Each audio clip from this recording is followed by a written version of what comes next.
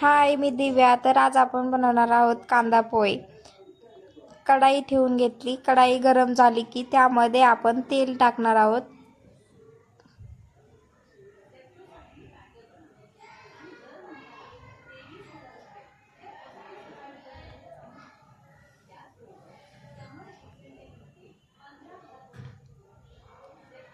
जिरे,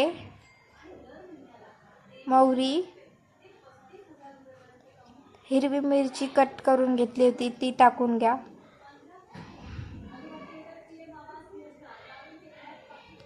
मिक्स करून घ्यायचं. त्यानंतर कांदा आपण परतून घ्यायचा त्यात.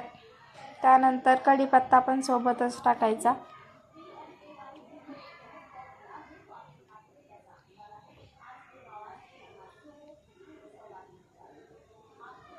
त्यानंतर टमाटर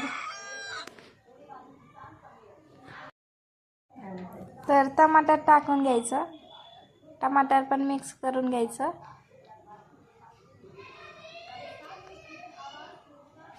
त्यानंतर हळद टाकायची अर्धा चमच.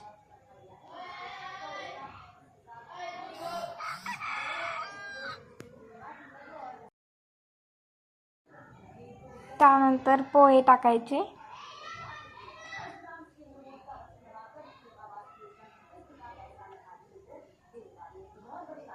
मिक्स करून घ्यायचं बघा. त्यानंतर परत कोथिंबीर टाकायची. ते पण मिक्स करून घ्यायचं एकदा.